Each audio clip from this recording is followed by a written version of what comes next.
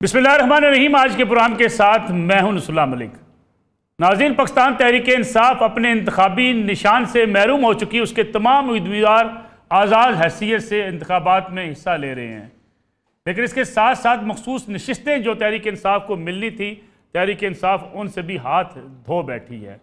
अब गिला शिकवा ये किया जा रहा है और ये कहा जा रहा है कि तहरीक इंसाफ के साथ ज्यादती की गई, उनसे जानबूझकर बल्ले का निशान वापस लिया गया।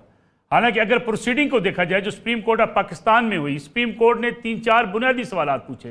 पहला सवाल ये पूछा गया कि क्या जो आपने इंतखाबात करवाए इंट्रा पार्टी इलेक्शन, वो आपके आइन और कानून के मुताबिक थे, जिस पे पीटीआई के वकला ने जवाब दिया नहीं, पीटीआई के आइन के मुताबिक नहीं थे। फिर साथ ही साथ उनसे सवाल पूछा गया कि अकबर एस बाबर और जो दीगर लोग पार्टी के बुनियादी अरकान हैं जो आपके इंतखाबात के ऊपर एतराज़ कर रहे हैं, इनको किसी तरीक़ाकार के तहत पार्टी से निकाला गया, और क्या इस हवाले से कोई रिकॉर्ड मौजूद है कि इनको पार्टी से निकाल दिया गया था। तहरीक इंसाफ के वकला ने यह भी तस्लीम किया कि इस हवाले से कोई रिकॉर्ड मौजूद नहीं है। फिर सुप्रीम कोर्ट ने एक और सवाल किया। चीफ जस्टिस ऑफ पाकिस्तान ने पूछा कि आपने इलेक्शन कमीशन ऑफ पाकिस्तान पर यह इल्ज़ाम लगाया है कि वो आपके साथ बदनीति पर मबनी सलूक कर रहा है, क्या इस बात का सबूत आपके पास है? तो पीटीआई के वकला ने कहा नहीं, हमारे पास बदनीति का कोई सबूत नहीं है, इसलिए हम ये अपना इल्ज़ाम वापस लेते हैं।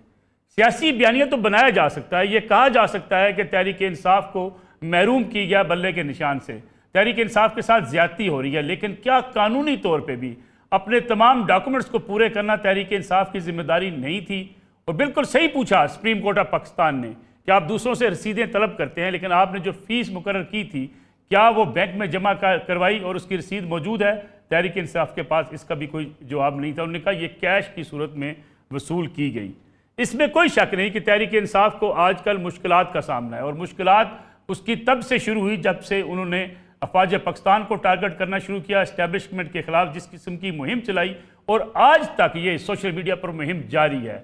आर्मी चीफ को टारगेट किया जा रहा है, मुल्की सलामती इदारों को टारगेट किया जा रहा है, साथ ही साथ आला अदलिया को जब भी फैसला खिलाफ आए तहरीक इंसाफ उसको उस तरीके से टारगेट करती है कि किरदार कुशी की एक बाकायदा मुहिम शुरू कर दी जाती है।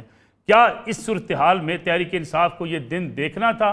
क्या तहरीक इंसाफ के लिए इसी किस्म की पॉलिसी बनाने के बाद ये मुश्किलात आनी थी? इसका भी जायज़ा लेंगे आज के प्रोग्राम के अंदर। मेरे साथ मौजूद हैं मुल्क के सीनियर तजियाकार जनाब मोहसन बेग साहब, उनके साथ तशरीफ रखते हैं जनाब मजहर अब्बास साहब, जबकि सीनियर सहाफ़ी सीनियर तजियाकार मुजम्मल सरवर्दी और सीनियर सहाफ़ी और तजियाकार अतर काज़मी साहब भी आज के प्रोग्राम के अंदर मौजूद हैं। मोहसन बेग साहब, प्रोग्राम का आगाज़ आपसे।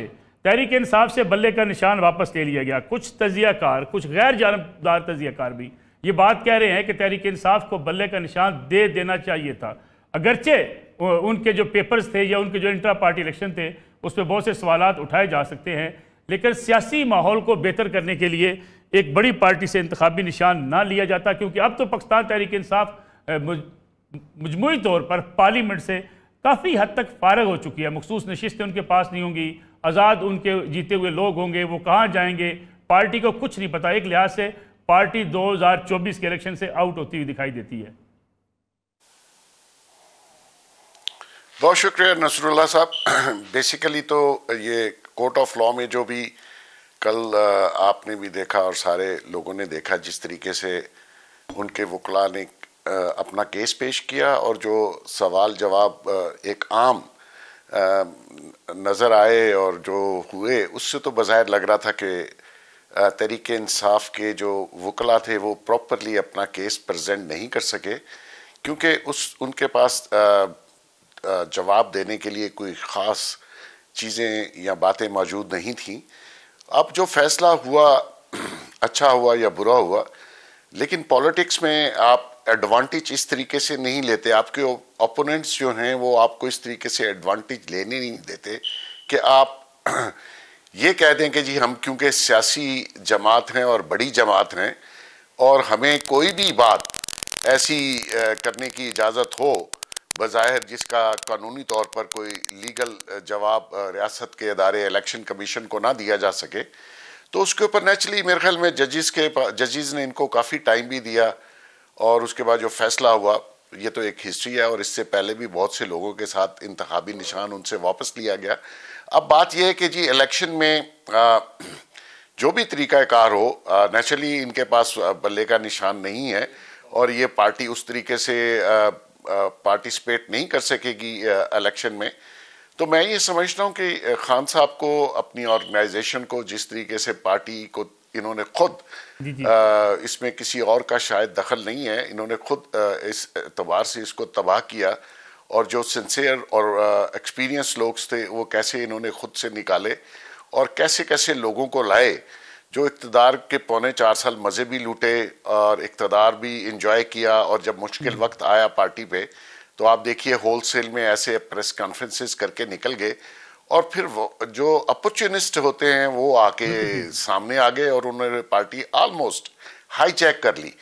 तो अब इसका कोई मतलब, आपने चेयरमैन भी एक ऐसा बनाया जिसका पार्टी से कोई तल्लक नहीं है, वो पार्टी के लोग उसको जानते नहीं है, वो एक वकील साहब हैं, कोई एक्सपीरियंस नहीं है। तो उसी सूरत में ये हालात तो लग रहा था कि आप ऐसी लीडरशिप के साथ अगर आप इलेक्शन में जाएं जो कि खुद से कभी इलेक्शन जीत नहीं पाए, और उनको आप चेयरमैन बना के पूरी पार्टी उनके हवाले करके और आप इलेक्शन में जाना चाहते हैं, तो ऐसी सूरत में रिजल्ट सामने है। और ऐसा भी नहीं है कि वो कहीं जी जब बल्ले का निशान होगा तो सारे वोट ही इनको पड़ जाएंगे। अगर पढ़ने होते तो ये 2018 से ज्यादा पॉपुलर आज नहीं है। उस वक्त भी आरटीएस ना बैठता तो ये ना जीतते, और ये हुकूमत बनाने क्या मतलब बाकी पार्टियों से भी इनके वोट जो थे उस हिसाब से कम थे। तो बहरहाल अब इनको चाहिए, ये एक हार्ड लेसन है बाकियों के लिए भी और तरीके इंसाफ के लिए भी, कि अगर आपने अपनी पार्टी को इलेक्शन में लेके जाना है तो आपको रूल्स, और ये तो कहते हैं हम तो रूल्स फॉलो करते हैं, ये बाकियों पर तनकीद करते थे। मसला सिर्फ नसरुल्लाह भाई ये है कि इनका जो बड़के हैं या जो एक झूठा बयानिया है वो इनको खुद कास्ट कर रहा है, बजाय इसके कि इनके अपोनेंट को कास्ट करे। तो इनको खुद अपनी पार्टी पे नजरसानी करनी चाहिए थी और खुद तरीके से ये चलते, अदरवाइज कोई ऐसा मसला नहीं था। बाकी पार्टियां भी तो हैं ना जिनमें कुछ छोटी मोटी इनरेगुलरिटीज होती हैं तो वो दरगुजर की जा सकती हैं, लेकिन अगर आपकी अपनी जमात, जैसे कि इनकी अपनी जमात ने इनके ऊपर वोट ऑफ नो कॉन्फिडेंस किया, इनकी अपनी जमात ने इनके इलेक्शन के ऊपर एतराजात उठाए, किसी और ने तो नहीं उठाए। तो इलेक्शन कमीशन जो रूल्स हैं बाकियों के लिए वो इनके लिए हैं। ठीक है। अतर काजमी साहब, जो भी वसन बेग साहब बात कर रहे थे कि अगर कानूनी तौर पे पीटीआई अपने आप को मजबूत रखती, बड़कबाजी ना करती, जिस तरीके से पीटीआई खुशफहमी का शिकार रही कि कोई फैसला उनके खिलाफ नहीं आ सकता, कोई उनको रास्ता उनका रोक नहीं सकता, हर इदारे को पीटीआई ने टारगेट किया, सोच ये कार फरमा थी कि अब कोई उनका रास्ता रोकने वाला है नहीं। क्या पीटीआई की अपनी गलतियां नहीं हैं? आज बल्ले का निशान नहीं है, आज उनको मखसूस नशिस्तें नहीं मिलेंगी, आज उनकी पार्टी तितर बितर हो चुकी है, पार्टी का पुराना कोई कारकुन पार्टी की किसी अहम ओहदे पर फायज नहीं है, पीपल्स पार्टी में रहने वाले आज आकर पार्टी संभाल चुके हैं।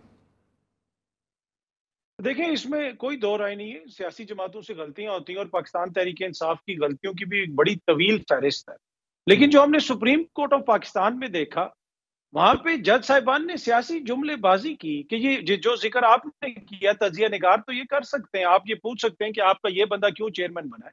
अब जज साहिबान वहां पे कह रहे हैं ये 2 साल पहले आया, ये 3 साल पहले आया, वहां पे मुकदमा क्या था? हर चीज को मोजेस जज साहिबान ने काउंटर किया। क्या इलेक्शन कमीशन के वकील को भी इसी तरीके से काउंटर किया? वहां पे तासुर तो ये मिला कि मोजेस जज साहिबान इलेक्शन कमीशन का मुकदमा लड़ रहे, और कभी वो 2021 का जिक्र करते थे, कभी वो जस्टिस वजीउद्दीन का जिक्र करते थे, कभी किसी और सियासी चीज का जिक्र करते थे, किसी और सियासी जमात का सिंबल ले लिया गया और सेनेट के इलेक्शन का भी उन्होंने हवाला दे दिया। तो वो तो बाकायदा वहां पे सियासी स्टेटमेंट्स देते रहे। तो मेरे ख्याल में इंतहाई मायूस कुन सूरत हाल थी जिस किस्म की जो हमने वहां पे हेयरिंग देखी। और उसके बाद देखें क्या पाकिस्तान तहरीक इंसाफ का जो आइन है उसके ऊपर अमल दरामद करवाने के लिए पाकिस्तान की सुप्रीम कोर्ट इस हद तक गई है, लेकिन मुल्क का जो आइन है जिसके तहत वक्त पे इलेक्शंस नहीं हुए उसके ऊपर अमल दरामद करवाने के लिए वो किस हद तक गए हैं? क्या किसी के लिए कोई कॉन्सिक्वेंसेज हैं? फिर उसमें हमने ये भी देख लिया कि उनके चेयरमैन के घर पे छापा भी पड़ गया और वहां पे भी जज साहब ने कहा नहीं नहीं जी छापा आप यहाँ पे जिक्र ना करें। ये सारी सूरत हाल हमारे सामने रही ना। फिर वो आईजी जिनको इलेक्शन कमीशन 2 दफा खत लिख चुका है कि इस आईजी को रिमूव करें, सेक्रेटरी एस्टेब्लिशमेंट डिवीजन को समन कर चुका है कि ये आईजी जो है इसको रिमूव करें, वो आईजी भी सुप्रीम कोर्ट में आ गए। तो जज साहब उनसे भी पूछ लेते भाई आप किस चक्कर में आ गए, आपको तो इलेक्शन कमीशन कह रहा है कि यहाँ से निकलो। तो एक तरफ इलेक्शन कमीशन के जो इतराज पीटीआई की तरफ है उसमें तो सब कुछ हो गया, पर मेरे ख्याल में ये एक बड़ा बदकिस्मत फैसला था और टू बी ऑनेस्ट ये पाकिस्तान की अदलिया का एक स्याह फैसला है। और ये मैं नहीं कह रहा, ये बड़े बड़े जो कानूनदान हैं आप उनसे पूछ लें, और ये उसी तरीके से याद रखा जाएगा कि अकबर एस बाबर और 3-4 लोगों के हकूक के तहफ़्फ़ुज़ के लिए आपने करोड़ों लोगों का हक उनसे उस तरह लेने की कोशिश की। तो मेरे ख्याल में ये कोई ऐसा फैसला नहीं है जो तारीख में सुनहरी अल्फाज में याद रखा जाए। मुजम्मिल सरवर्दी साहब, जिसका जिक्र अतर काज़मी साहब ने किया कि अगर ऐसे सवालात ना पूछे जाते जो सुप्रीम कोर्ट में पूछे गए, जो रेलिवेंट नहीं थे, तो शायद इस फैसले पे इतने इतराज़ात भी ना आते। ठीक है, पाकिस्तान तहरीक इंसाफ अपना मुकदमा लेकर गई इलेक्शन कमीशन ऑफ पाकिस्तान के फैसले के खिलाफ, लेकिन कुछ सवालात कि पार्टी का चेयरमैन कब बना, क्यों बना, कौन पार्टी में कब आया, कब जाएगा, ये सवालात नहीं पूछे जाने चाहिए थे। क्यों नहीं पूछे जाने चाहिए थे? पार्टी के इंट्रा पार्टी इलेक्शंस पर बात हो रही थी, कौन कब मेंबर बना, कौन कब कैसे उम्मीदवार बना, ये सवाल पूछे। रेलेवेंट इलेक्शन, पार्टी के इंट्रा पार्टी इलेक्शन पर बात हो रही है, को मुस्लिम लीग नून के इंट्रा पार्टी इलेक्शन पर बात हो रही थी। भाई जिस पार्टी के इंट्रा पार्टी इलेक्शन पर बात हो रही है उसकी मेंबरशिप पर बात नहीं होगी, उसके तरीक़ाकार पे कौन कब मेंबर बना इस पर बात क्यों नहीं होगी? इस पर बात होगी। सवाल पूछने का कोर्ट को हक है, अदालत को सवाल पूछने का हक नहीं है तो किसको सवाल पूछने का हक है? मतलब कोर्ट को अगर ये सवाल पूछने का, कोर्ट सवाल पूछेगी तो आप जवाब देंगे, वरना वकला दलाइल कैसे देंगे? कोर्ट के रिमार्क्स क्या हैं? आप जब उमर अताब बंदियाल सवाल पूछते थे तो अपने कादमी साहब को तो बड़े खूबसूरत सवाल लगते थे, अक्ल दानिश का मंबा लगते थे वो सवालात। आज चुभने लग गए हैं जब जरा आईना दिखाना शुरू किया कि भाई आपने 21 में क्या किया, आपने 18 में क्या किया, तो बुरा लगना शुरू हो गया अपना ही आईना देखकर इन्हें कि हाँ हमारा दागदार माजी हमें दिखाया जा रहा है। काजी ईसा फायज ईसा की ये जुर्रत कि वो हमारा दागदार और बदनुमा दागदार माजी हमें दिखाएगा और हमें आईना दिखाया जाएगा अदालत में खड़े करके कि हम क्या हैं, हमने तो हमेशा दूसरों को गंदा किया है। ये कौन आ गया है जो हमें हमारा ही बुरा चेहरा दिखाने लग गया है, जो हमसे सवाल पूछ रहा है कि आपने सेनेट में कैसे अकलियत को अक्सरियत में बदला था? ये सवाल तो चीफ जस्टिस को नहीं पूछना चाहिए कि अक्सरियत उस बजंजों की थी, पर ये संजरानी कैसे बना लिया था इमरान खान ने चेयरमैन? ये सवाल कौन पूछेगा? ना चीफ जस्टिस पूछ सकता है, ना कोई पूछ सकता है, क्योंकि ये तो पीटीआई ने किया था ना, इस पर सवाल हो ही नहीं सकता। इस पर सवाल करेंगे तो आप कहेंगे कि चीफ जस्टिस बड़ा बायस है, वो ये पूछता है कि अकलियत को अक्सरियत में कैसे बदला गया था। और अगर आइन पर अमल नहीं किया उमर अताब बंदियाल ने, वो 14 मई को इंतखाबात नहीं करा सके, तो आर्टिकल 6 का रेफरेंस पीटीआई को उमर अताब बंदियाल के खिलाफ मूव करना चाहिए कि वो क्यों नहीं 14 मई को इंतखाबात करा सके। आप देखें काजी फायज ईसा साहब ने 8 फरवरी के इंतखाबात का हुक्म दिया है, 2 हाई कोर्ट्स ने उसके में मुदाखलत की है, उन्होंने उड़ा के बाहर फेंक दिया है और कहा है कि सुप्रीम कोर्ट ने 8 फरवरी को इंतखाबात का हुक्म दिया है, कोई उससे खेल नहीं सकता। हालांकि पीटीआई की पिटीशन पर लाहौर हाई कोर्ट ने आरोप मुअत्तल कर दिए, जिसके बाद मुल्क में 8 फरवरी को इंतखाबात नहीं हो सकते थे, लेकिन सुप्रीम कोर्ट ने इंटरवीन किया। फिर पीटीआई पेशावर हाई कोर्ट ने एक आरोप मुअत्तल कर दिया, जिसकी वजह से वहाँ इंतखाब नहीं हो सकता था। सुप्रीम कोर्ट ने इंटरवीन किया क्योंकि आइन का तहफ़्फ़ुज़ करना था जस्टिस काजी फायज ईसा ने। अगर उमर अताब बंदियाल और उसका हम ख्याल बेंच पाकिस्तान में आइन का तहफ़्फ़ुज़ नहीं कर सका और अतर काज़मी और उनके दोस्तों को उस पर बहुत एतराज़ है, तो इन्हें सुबह उनके खिलाफ आर्टिकल 6 का रेफरेंस अदालत में मूव करना चाहिए। क्यों नहीं करते मूव? वो काजी फायज ईसा का तो कसूर नहीं है, वो तो उमर अताब बंदियाल और हम ख्याल बेंच का कसूर है, उनके खिलाफ रेफरेंस मूव करें जाके। ठीक है, एक मैं ब्रेक ले लूँ मुजम्मिल साहब, ब्रेक से वापस आते हैं तो ये सवालात रखते हैं अतर काज़मी साहब के सामने भी, और साथ इसका भी जायज़ा लेंगे क्या पाकिस्तान तहरीक इंसाफ के लिए अब सियासत बंद गली में है या कोई रास्ता निकलेगा आज़ाद उम्मीदवारों की हैसियत से इंतखाबात में हिस्सा लेकर। इस पर बात करते हैं एक ब्रेक के बाद।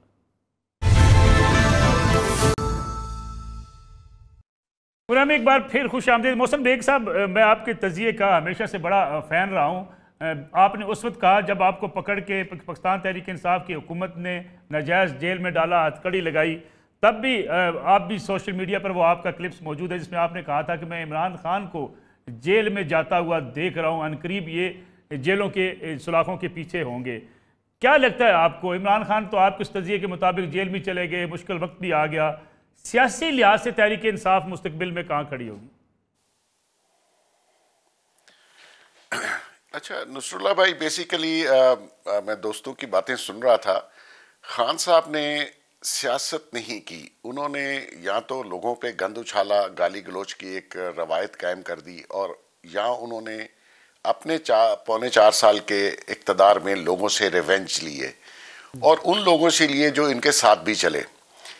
मकसद ये है कि आप अगर हुकूमत आपको मिली, आपने इक़्तिदार में आए, तो आपने ना पार्लियामेंट को चलने दिया, ना आपने अपनी पार्टी को सियासी बुनियादों पे चलाया। ऐसे लोगों को आपने इब्नुल वक्त लोगों को अपने साथ मिला लिया जो सिर्फ इक़्तिदार में लोगों के साथ होते हैं, और आज वो देख लीजिए वो कहाँ खड़े हैं। तो एक बज़ाहिर लग रहा था कि ये जिस डायरेक्शन में खान साहब जा रहे हैं ये हेड ऑन कंक्लूजन होगा, और ये मेरे ख्याल में इनका आने वाले दिनों में कोई सियासी मुस्तकबिल नहीं है। और ये मैं यकीन कीजिए, जब इन्होंने मुझे अरेस्ट किया उससे पहले से भी मैं कह रहा था कि ये जिस दर है, it's a matter of time. देखिए वक्त लगता है। अभी जहां पे वो आजकल हैं, मैं दुआ करता हूं अल्लाह किसी को वहां लेके ना जाए। हमें तो इन्होंने बड़े शौक से और जबरदस्ती भेजा, तो अल्लाह का भी एक कानून है, आप सियासत के काबिल नहीं, आपको एक मौका मिला, इस कौम ने जो मौका आपको दिया, आपने उसके बदले में इस मुल्क को, इस मुल्क के मसाइल को जहां तक लेके गए, और बाय डिजाइन लेके गए। ये इंटरनेशनल एक साजिश थी जिसके तहत, और आज भी आप देख लीजिए इनको जो फंडिंग है, इनके जो लोग बाहर बैठे हैं वो किस तरीके से रियासत और रियासत के इदारों को कमजोर कर रहे हैं। भाई ये पॉलिटिक्स है, इसमें बहुत से लोगों के, पीपल्स पार्टी के साथ क्या हुआ, नून लीग के साथ क्या हुआ, आपके साथ तो अभी कुछ हुआ ही नहीं है। आपने तो पहले ही शो डाल दिया है, अभी तो कुछ हुआ ही नहीं है। आपने रियासत के इदारों पे हमले कर दिए। इनकलाब, हकीकी आजादी, हकीकी आजादी और इनकलाब में तो सर जाते हैं, आप किसी का तो सर गया नहीं अभी। तो मकसद यह है कि इतना बुरे तरीके से इस पॉलिटिकल पार्टी और लोगों को वर्गलाया गया है कि ये आपको बहुत टाइम लगेगा लोगों को समझाने में कि भाई ये आपका लीडर नहीं है, ये पाकिस्तान का लीडर नहीं है, इसके पास अकल और दानिश है नहीं। जो थे उनको निकाल दिया और बोनो को साथ लेके आ गए। वो जाके जैसे मुश्किल वक्त आया, एक प्रेस कॉन्फ्रेंस।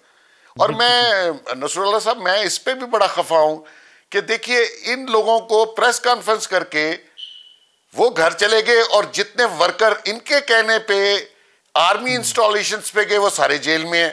भाई उनको भी छोड़ दो। तो मकसद ये है, कुछ मफरूर हो गए, वो जो बड़े टॉल क्लेम्स थे कि हम टक्कर के लोग हैं, हम छोड़ेंगे नहीं, हम ये कर देंगे। तो मैं इनका प्रॉब्लम समझता हूँ, ये बड़ी बड़के मारना, बड़े बड़े दावे करना। वो अभी भी जेल में बैठा कहता है मैं आर्टिकल 6 लगाऊंगा। ओ खुदा का खौफ कहो यार, तुम आओगे तो लोग आओगे ना, तुम्हें चांस मिला, तुमने सबसे रिवेंज लिया और ऐसे लोगों को मुसल्लत करवा दिया। अब देखिए इसमें किसका क्या कसूर था कि बुजदार को इन्होंने पंजाब दिया, ये पंजाब के लोगों की तौहीन की, और वो आज कहां खड़ा है, वो जाके दूसरी पार्टी में शामिल हो गया। तो ये लोग, महमूद खान कहां खड़ा है, तो इसमें किसी और का कसूर नहीं है। ये खान साहब की अपनी सियासत थी, अपना एक दबाव था, और खासकर उनकी मोहतरमा जो पीरनी साहिबा हैं।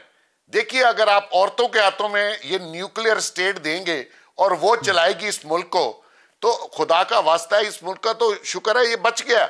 वरना जिस तरीके से फाइनेंशियल क्राइसिस और दूसरे क्राइसिस, इंटरनेशनल और आपके इंटरनेशनल रिलेशंस खराब किए गए, और फौज को निशाने पे रखा, फौज को अंडरमाइन और उसको डिवाइड करने के ऊपर रखा, और उसमें एक ऐसा वैक्यूम पैदा करने की कोशिश की कि ये फौज डिवाइड हो जाए। तो ये अगर फौज डिवाइड हो जैसी है, मैं उनकी तारीफ नहीं करता, मैं ये समझता हूं कि उनको पॉलिटिक्स में नहीं होना चाहिए, लेकिन भाई ये फौज है तो हम बचे हुए हैं ना, वरना ये जो तालिबान है ये तो कहते हैं इस्लामाबाद की पहाड़ियों पे है। तो मकसद ये है कि आप उसको बेहतर अंदाज से हैंडल कर सकते थे, लेकिन आपने, क्योंकि आपको जोम इतना है, आप समझते हैं आप अकले कुल हैं, आप इस बाकी सब चोर हैं, डाकू हैं, तो आप क्या थे, आपकी बेगम ने कितना माल लूटा। अब ये जैसे कह रहे थे जी, कल फाइज ईसा ने कहा कि अभी वो पैसे कहाँ हैं, ये कोई कैश का बिजनेस है, कैश का धंधा। स्टोन में बात कर रहे थे, उस स्टोन में कोई खान साहब का सियासी मुखालिफिन या मुखालिफ जो है उसकी गुफ्तगू तो लग सकती है। मेरा ख्याल है एक जो चीज़ों को तजिया करते हैं तो उस लिहाज से मेरा ख्याल है हमें इस तरह वो नहीं करनी चाहिए। उसकी वजह ये कि जो भी अभी बेग साहब बात कर रहे, तो हो सकता है ये बातें 100% दुरुस्त हों, जी जी। लेकिन क्या किसी किसी अदालत में ये बात साबित हुई अभी तक? अभी तो कोई भी है वो मुल्जिम ही होता है ना, जी जी। चाहे जब तक वो कन्विक्ट ना हो जाए। ठीक ठीक। तो हम ये बातें कैसे कर सकते हैं इस चीज की? और यही बात सिर्फ इन पे ही नहीं, यही बात जब नवाज शरीफ के खिलाफ की जाती थी या दूसरे लीडरों के खिलाफ की जाती थी, उस वक्त भी यही बात स्टैंड करती थी कि हम जो है बाकी सियासी मुखालफीन जिस तरह की भी बात करें वो एक अलग चीज होती है, लेकिन हम जब एनालिस्ट रियाकार अपने आप को कहते हैं, तो मेरे ख्याल में, मेरी हो सकता है कि मेरी राय से इख्तलाफ हो और होना भी चाहिए, मेरा अपना वो ये है कि हमें अगर कोई अक्यूज है तो he is innocent unless prove otherwise.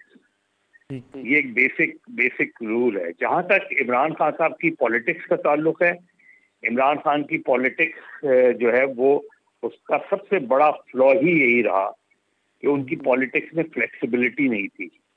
और अगर उनकी पॉलिटिक्स में लचक होती, और सियासत जो नाम ही लचक का है, तो ये बात, और उसकी वजह से जाहिर है उन्होंने अपने मुखालफीन बढ़ाए, फिर उन्होंने ऐसे लोगों को अपना साथी बनाया कि जिनके बारे में खुद उनकी राय बहुत मुख्तलिफ थी उससे पहले।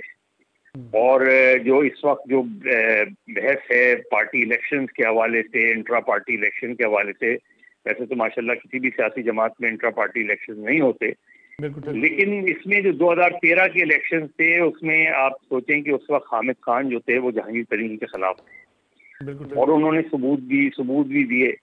आज जहांगीर तरीन कहाँ खड़े हैं और हामिद खान कहाँ खड़े हैं? हामिद खान आज इमरान खान का दिफा कर रहे हैं और जहांगीर तरीन एक और जमात बनाए खड़े हैं। तो ये सबक खुद इमरान खान साहब के लिए है कि वो आने वाले, क्योंकि पॉलिटिक्स, देखिए पॉलिटिक्स में किसी को आप इलेक्शन से बाहर कर दें वो पॉलिटिक्स से बाहर नहीं होता, ठीक है, इलेक्शन से बाहर हो जाता है। किसी पार्टी को आप इलेक्शन से बाहर कर दें तो उस पार्टी की पॉलिटिक्स नहीं खत्म होती, एक वक्ती झटका जरूर लगता है। लेकिन जो तहरीक इंसाफ की पॉलिटिक्स का जो उनका सबसे बड़ा, मेरे ख्याल में सबसे बड़ा ब्लंडर था 2023 का, और वो यही था कि उन्होंने अपनी ही विकेट पर, अपने ही पैरों पे कुल्हाड़ी मारी और अपनी ही विकेट दूसरों के हवाले कर दी, जिस तरह पंजाब और खैबर पख्तूनख्वा हवाले कर दिया, कौमी असम्बली हुकूमतें तोड़ दी जिसकी कोई जरूरत नहीं थी। खुद उनके अपने जो पार्टी के सदर थे परवेज इलाही, वो उनको समझाते रहे कि ये बहुत बड़ा ब्लंडर है। तो पीटीआई के ब्लंडर्स तो बहुत रहे हैं, बहुत ज्यादा रहे हैं पीटीआई के, जिस तरह माजी में पीएमएलएन के। लेकिन क्या ये सारी चीजें क्या इतनी ही सिंपल हैं? क्या सिर्फ सियासी वजूहात की बिना पे इमरान खान साहब को हटाया गया था? और क्या उसके बाद अप्रैल 2022 के बाद जो चीजें हो रही हैं, तो आज अगर कल इलेक्शन होते हैं और उसमें पीटीआई नहीं होती, तो दरअसल हम तकरीबन उसके जितने भी 1-1.5-2 करोड़ वोटर हैं, हम उसको डिप्राइव कर रहे हैं। जिस तरह हमने माजी में मुस्लिम लीग के वोटर्स को डिप्राइव किया, उससे पहले हमने पीपल्स पार्टी के वोटर्स को डिप्राइव किया। तो किसी वोटर को डिफ्रेंचाइज करना, ये मेरा ख्याल है राइट किसी का नहीं होता। ठीक। अतर काज़मी साहब, अगर हम जायज़ा लें मुल्की सियासत का, तो यही होता है, कभी एक इक़्तिदार से निकाला जाता है, कभी दूसरा निकाला जाता है, लेकिन सियासतदानों ने ये कभी सबक सीखा नहीं है। अगर आज भी देखें कि पाकिस्तान तहरीक इंसाफ इंतखाबात में जा रही है 2024 में, लगता है कि ये इंतखाबात पीटीआई के लिए उसकी सियासत के खात्मे का बायस बनेंगे, या महज इंतखाबात से आउट होना पीटीआई के लिए कोई बड़ा मसला नहीं होगा? देखिए, यहाँ पे इस वक्त जो इंतखाबात का मसला है ना, ये मसला सिर्फ सियासी जमातों का नहीं, पाकिस्तान की जो 24-25 करोड़ अवाम है, बुनियादी मसला ये है कि आप वो फैसला करेंगे कि आपका अगला हुक्मरान कौन होगा। जमातें तो आती हैं, लीडरान आते हैं, वो चेंज भी होते रहते हैं। यहाँ पे आपने अगर एक जमात को सामने रख के कि आप करोड़ों लोगों के जो उनके आईनी हकूक है उनसे वापस ले सकते हैं। देखिए, अभी मुजम्मिल साहब ने बहुत सारी बातें की, हम ख्याल बेंच की बात की, अब आजकल के दौर में कोई ताबेदार बेंच की बात करेगा। ये चीजें तो देखें ना, हमारी तारीख का हिस्सा रही है ना। क्या अब वो सारे सीनियर जज साहिबान साथ बैठाए जाते हैं जो मुजम्मिल साहब कहते थे अताब दयाल साहब के हवाले से कि जी सीनियर जज क्यों नहीं साथ बैठता? तो अब काजी फायज ईसा साहब के साथ क्यों नहीं, अतर मिनुल्लाह साहब क्यों नहीं बैठते? क्यों नहीं मंसूर अली शाह साहब को क्यों नहीं बैठाया जाता? ये तो फिर हर कोई इस तरह का क्वेश्चन करता रहेगा। ऐसा नहीं है, जो जज साहिबान होते हैं तो उन्होंने तो आइन और कानून के मुताबिक जो चीज सामने आती है उसके मुताबिक वो फैसला करते हैं। हाँ, इसमें एक चीज इसके अंदर ये होती है कि आप जब वो फैसला आ जाए, वो पब्लिक डोमेन में होता है, आप उस पर इतराज कर सकते हैं। अब आरओज का इन्होंने जिक्र किया, क्या इस वक्त जो मुल्क के अंदर इंतखाबात हो रहे हैं वो आइन और जमहूरियत की ये रूह है कि ऐसे इंतखाबात होने चाहिए? वो आरोज जो जिनको लगाया गया उनके 96% जो उन्होंने कागजात मुस्तरद किए वो अपील्स में जाके जो है वो ओवरटर्न हो गए। क्या आरओज का कंडक्ट हमें नजर नहीं आ रहा कि लोगों को उठाया जा रहा है, लोगों को आरओ के ऑफिस से बाहर उठाया जा रहा है? क्या ये किसी भी जमात के हों, हमें यहाँ ओवरऑल बात करनी चाहिए कि क्या ये ऐसी जमहूरियत होती है? क्या उसका हम किसी तरीके से भी दिफा कर सकते हैं? जो माजी में पीटीआई करती रही या नून लीग करती रही या कोई और करती रही, वो एक अलग बहस है। अभी जो चीज हमारे सामने है वो मेरे ख्याल में इंतहाई परेशान कुन है जमहूरियत के लिए। मुज़म्मिल सरवर्दी साहब, क्या पाकिस्तान तहरीक इंसाफ के लिए इंतखाबात हारना या इंतखाबात से आउट होना, बल्ले का निशान ना मिलना, आज़ाद हैसियत से इंतखाबात में हिस्से लेना, ये तहरीक इंसाफ की सियासत के खात्मे का बायस बनेगा? हमने माजी में ये बड़े बयान देखे कि मुस्लिम लीग नवाज की सियासत खत्म हो गई, पीपल्स पार्टी की सियासत खत्म हो गई, लेकिन सियासत शायद खत्म नहीं होती किसी की। मदर भाई ने बहुत अच्छी बातें की हैं, मैं उनको भी रिस्पॉन्ड करना चाहता हूं। उन्होंने कहा कि इमरान खान की सियासत में लचक नहीं थी। मैं समझता हूं इमरान खान की सियासत में बहुत लचक थी। अपने मफाद के लिए वो यू टर्न भी लेते थे, लचक भी दिखाते थे। उनकी सियासत में इंतकाम बहुत ज़्यादा था मुखालफिन के लिए, अपने लिए बहुत ज़्यादा लचक थी। वो हर किस्म का कॉम्प्रोमाइज़ भी करने को तैयार थे, जमहूरी और गैर जमहूरी ता हयात एक्सटेंशन से लेकर जो भी अपने इक़्तिदार को बचाने के लिए उनको लचक दिखानी पड़े वो ज़रूर दिखाते थे, लेकिन मुखालफिन के लिए इंतकाम बहुत ज़्यादा था। लिहाजा इसका फ़र्क रखना भी बहुत ज़रूरी है। बाकी जहाँ तक आपने बात की कि पीटीआई की सियासत को कितना नुकसान होगा, मैं समझता हूँ नाकाबिले तलाफ़ी नुकसान होगा। इसका कोई मुदावा नहीं हो सकेगा, क्योंकि 70% पार्टी तो पहले ही भाग गई है, और ये जो 30% पार्टी इकट्ठी थी, जो बाकी लोग टिकटों के चक्कर में बैठे थे कि हम टिकट ले लेंगे खान का, तो खान के टिकट के लिए बैठे थे, वो भी एक जो वाइल्ड कार्ड था खान का वो ख़त्म हो जाएगा इस इलेक्शन के बाद। तो मुझे मज़ीद बुरी सूरत हाल में पीटीआई नज़र आती है, जहाँ जिन जमातों का आपने मुआजना किया है कि वो उनकी सियासत ख़त्म नहीं हुई है, उनकी जमातों के लीडर मुकदमात और काल कोठरियों, कोड़ों और उन सब के बावजूद ऐसे जमातें छोड़कर नहीं भागे जैसे ये मिट्टी के मादू भाग गए हैं। ठीक है मोहसन बेग साहब, प्रोग्राम का वक्त चूंकि खत्म होने वाला, मैं चाहूंगा 30 सेकंड में आप, क्योंकि वो आखिरी एक जुमला मैं कहना चाहता हूं। जी नसरुल्लाह मलिक साहब, आखिरी एक जुमला मैं कहना चाहता हूं कि हमें बताया गया था कि कप्तान को सिर्फ टीम बनानी आती है, बेहतरीन कप्तान है और उसको सिर्फ टीम बनानी आती है। आप टीम का हाल सामने देख ले, क्या शानदार टीम बनाई थी उन्होंने और क्या शानदार टीम का अंजाम है। प्रोग्राम एक बार फिर खुश आमदीद। मोहसन बेग साहब, मैदान बज़ाहिर हमें खाली नजर आ रहा है, क्या इसका फायदा PMLN उठाएगी या पाकिस्तान पीपल्स पार्टी?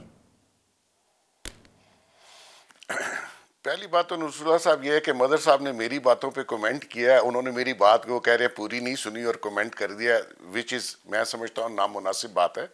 दूसरी बात यह है कि मैदान खाली हो तो नेचुरली दूसरा बंदा फ़ायदा उठाता है। मैं भी जो तरीके इंसाफ के बारे में गुफ्तगू कर रहा था वो यही कर रहा था कि इसमें किसी और का कसूर नहीं है, इन्होंने अपनी पार्टी खुद तबाह की है। और मैं एज ए एनालिस्ट, मैं कोई सियासी वर्कर नहीं हूं कि मैं बात कर रहा हूं, मैं हमेशा से बात इसी तरह ही करता हूं। बात यह है कि आप किसी और को दोष देने के बजाय आप अपनी इस्लाह कीजिए, आप अपने अंदर देखिए कि आपने इस पार्टी को सिर्फ फैन क्लब तक रहने दिया और पॉलिटिकल पार्टी बनने नहीं दिया, और उसके बाद जब फैन क्लब का यह हाल हुआ तो आप पॉलिटिकल पार्टी तो आप बनाते तो बनती ना, इसकी कोई ऑर्गेनाइजेशन आपने अपने इख्तियार में छोड़ी, जिस तरीके से ऑर्गेनाइज हुई थी वो खत्म हो गई, आपने लोग निकाल दिए, कुछ लोग जो थे वो भाग गए।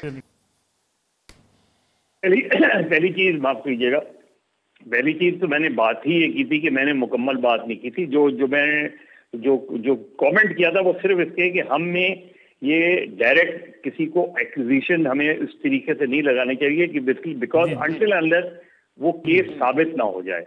खैर एनीवे, अगर मिर्जा बेग साहब को बुरी लगी है तो आई एम सॉरी। मैंने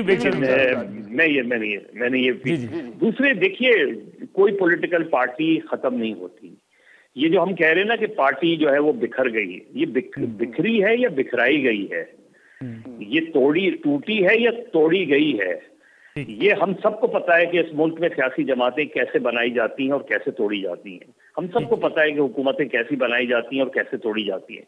अगर कोई नेचुरल प्रोसेस में टूटती है पार्टी, वो पार्टी दोबारा खड़ी नहीं हो पाती। लेकिन अगर कोई अननेचुरल प्रोसेस में आप पार्टी तोड़ते हैं तो वो पार्टी खत्म नहीं होती, वक्ती तौर पे उसे नुकसान जरूर होता है। तो इस वक्त लेवल प्लेइंग फील्ड जो है, इस वक्त तो सिर्फ प्लेइंग फील्ड है, लेवल तो हट ही गया है। इस वक्त प्लेइंग फील्ड है और उसमें मुस्लिम लीग नून और PMLN और पीपल्स पार्टी आमने सामने है।